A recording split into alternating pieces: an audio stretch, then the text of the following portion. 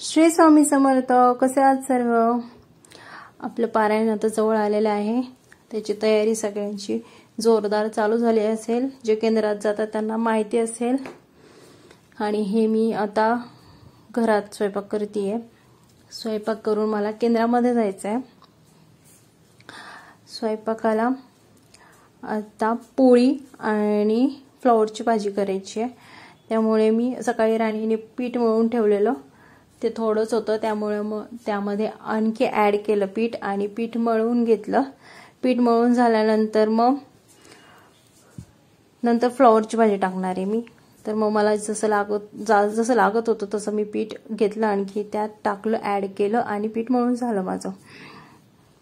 माझ्या मोबाईलमध्ये थोडं मला मध्ये मध्ये असं कॅमेऱ्याच्या जवळ येऊन बघावं लागतं, कारण थोडासा लाईटीचा प्रॉब्लेम आमच्या घरामध्ये. त्यामुळं पीठ मळून झालं सगळं व्यवस्थित. तवा वगैरे ठेवला तापवण्यासाठी. एका साईडला पाणी पण ठेवलं गरम होण्यासाठी, कारण फ्लॉवरची भाजी करायची होती. फ्लॉवरच्या भाजीला थोडा वेळ उकळवून घेणं, म्हणजे थोडंसं गरम करून गरम पाण्यामध्ये टाकणार तिला, कारण जे काही घाण वगैरे असेल ते तुम्हाला सगळं माहितीच असेल त्यासाठी. आणि आता मी पोळ्या करून घेते. चपात्या करून झाल्यानंतर त्यानंतर मग फ्लॉवरची भाजी करणार मी. आणि माझ्या पोळ्या एवढ्या चांगल्या होत नाही, पण मला म्हणजे उन्हाळ्याचा तर एवढा कंटाळा येतो ना पोळ्या करायचा की बाबा विचारूच नको. म्हणजे एवढा घाम आणि ते पूर्ण अंघोळ केल्यासारखे होऊन जाते त्या घामाने. त्यामुळं नाही आवडत मला पोळी करायला, नाही आवडत. भाज्या मी करते, जेवढं सांगाल तेवढं भाज्या करेल मी, पण चपाती करायची म्हटलं ना मला खूप असं कंटाळा येतो. त्यामुळं मग असं मध्ये मध्ये पाणी पण पित असते मी. आणि त्यानंतर चपात्या वगैरे सगळ्या करून झाल्या. त्यानंतर फ्लॉवरची भाजी करायची होती. फ्लॉवर टाकली गरम पाण्यामध्ये. तोपर्यंत ती गरम म्हणजे होईपर्यंत थोडीशी उकळून घ्यायची तिला.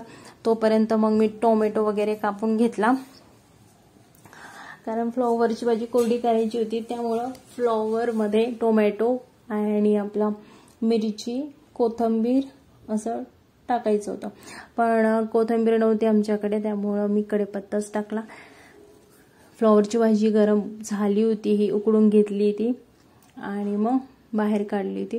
त्यानंतर उरलेलं पाणी फेकून दिलं आणि टोमॅटो चिरून घेतले, भाजी करून घेतली.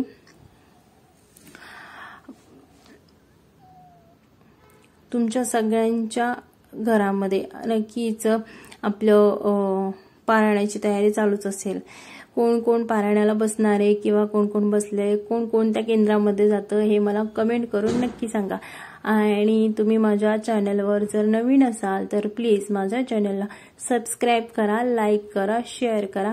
आणि कोणत्या विषयावर मी ब्लॉग बनवावा किंवा व्हिडिओ बनवावा असं तुम्ही मला कमेंट करून नक्की सांगा. आणि ही कढई तापल्यानंतर मग तेल वगैरे टाकलं, मोहरी टाकली, ती तडतडू दिली. आणि आमचा भाऊ असा मध्ये मध्ये येतच असतो. त्याला काही खायचं सुचलं मध्ये का काही पण करून खात असतो तो. तर मग त्यानंतर मोहरी तडल्यानंतर मग मिरच्या टाकल्यानंतर मग टोमॅटो टाकला, त्यानंतर फ्लॉवर टाकला. आणि अशा पद्धतीने माझी भाजी झालेली आहे. मीठ वगैरे सगळं टाकून घेतलं. आणि इकडे माझ्या भावाला म्हणजे आमच्या बंधुराजेंना त्यांना खायचं होतं वेगळं.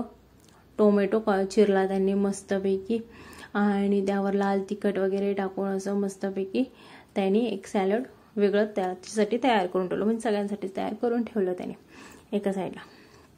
त्यानंतर त्याला भुकेचा दम निघत नाही, तो म्हणून जेवायला बसला. आणि त्यानंतर मग मी स्वामींचं ताट काढून ठेवलेलं होतं अगोदर वेगळं, ते स्वामींना दाखवलं. स्वामींना दाखवल्यानंतर तेच ताट मग आम्ही सगळेजण जेवायला घेतो. सगळेजण असेल तर सगळ्यांनी देतो, नाहीतर मग जेवढे असेल तेवढे ताट ते संपवून टाकतो, कारण ते ताट वायाला नाही घालवते म्हणून. स्वामींना सगळं दाखवलं ताट वगैरे. त्यानंतर मग तेच दोघांनी मिळून खाल्लं, कारण मम्मी बाहेर काम करत होती. मम्मी बोलली मी नंतर जेवल म्हणून, त्यामुळं मम्मी नाहीये, फक्त आम्ही दोघंच आहे. आणि राणी जॉबला असते, त्यामुळं राणी जॉबवर आहे. आणि हे सगळं आवरून झाल्यानंतर मग आम्हाला जायचं होतं केंद्रामध्ये. सो केंद्रामध्ये जाण्यासाठी पल्लवी आली होती, पण पल्लवीला लागली होती भूक.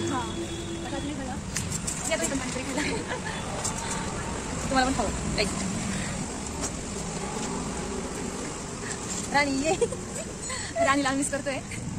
नेक्स्ट टाइम तिला घेऊन खायला.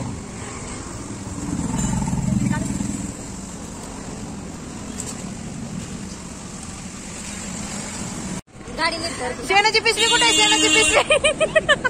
चला बसा लवकर. चले वाट बघत हा बस. चला आम्ही आता शेण घेऊन चाललेलो आहे. आपली नाही गाडी आधी. आम्ही शेण घेऊन चाललेलो आहोत कारण केंद्रामध्ये आपलं यज्ञ मंडप सारवायचं आहे त्यासाठी. बसल्या का? चला. आणि सप्ताहाची सुरुवात झालेली आहे. आदल्या दिवशी सगळं असं सारवण वगैरे व्यवस्थित घेतलं, यज्ञमंडप वगैरे, आणि बाकीची तयारी चालूच होती. आणि हे सारवून घेतल्यानंतर मग आम्ही रांगोळी वगैरे सगळं काढून घेतलं. खूप धावपळ असते हे करायच्या वेळेस, सप्ताहाच्या वेळेस. आणि हे इथे सगळं पूर्ण तयारी चालू होती. इथं ज्याने त्याने आपापले चौरंग आदल्या दिवशीच आणून मांडून ठेवले होते. चटाया वगैरे सगळीकडे पसरवून झाल्या होत्या, टाकून झाल्या होत्या. ही आमची श्राऊ खूप धिंगाणा घालते. पल्लवी, राणी, मी आमचं रांगोळी काढायची होती यज्ञ मंडपात, त्याचा चालला होता गोंधळ.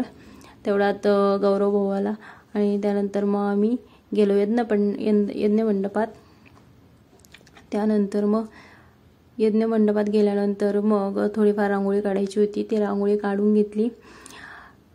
श्राऊला आणि राणीला पण रांगोळी काढायची होती, पण राणीला आणि श्राऊला दोघींना पण काही रांगोळी जमत नाही. श्रावणीला तरी थोडीफार जमते. तिने थोडंफार हे चक्र जे पुढचं दिसते ना अर्ध ते काढून ठेवलं होतं, आणि हे जे पुसलेलं होतं ते आमच्या राणीने काढून ठेवलेलं होतं. सगळं यज्ञ मंडपात म्हणजे सप्ताहाच्या वेळेस खूप छान वाटतं. म्हणजे असं काय काय सेवा करावी, काय काय नाही असं होतं.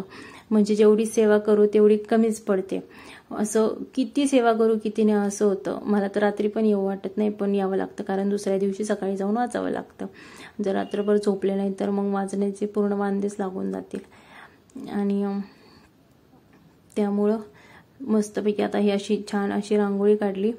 आणि त्यानंतर मग सगळे जे ते आपापल्या तयारीत म्हणजे जे ते आपापले कामं करत होते.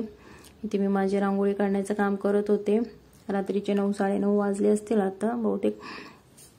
यानंतर घरी जायचंय. घरी जाऊन सगळं जेवण वगैरे सगळं व्यवस्थित करून घ्यायचं.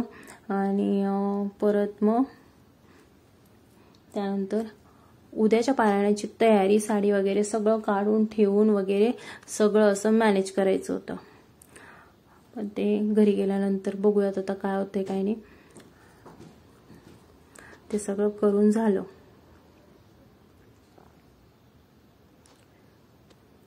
आणि प्लीज तुम्ही जर माझ्या चॅनलवर नवीन असाल तर प्लीज सबस्क्राईब करा, लाईक करा आणि शेअर करा व्हिडिओजला. माझ्या व्हिडिओज कशा वाटतात ते पण कमेंट करून सांगा. कोणत्या विषयावर व्हिडिओ बनवला पाहिजे ते पण सांगा. आणि सगळं असं छान असं व्यवस्थित करा. शेअर करा, लाईक करा.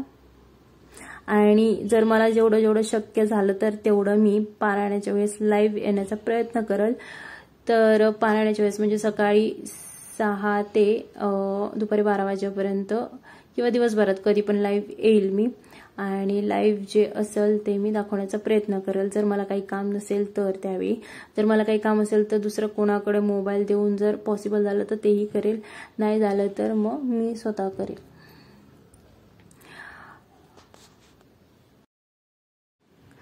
हे घरी आले आणि आता भेटू पुढच्या ब्लॉगमध्ये. Bye bye.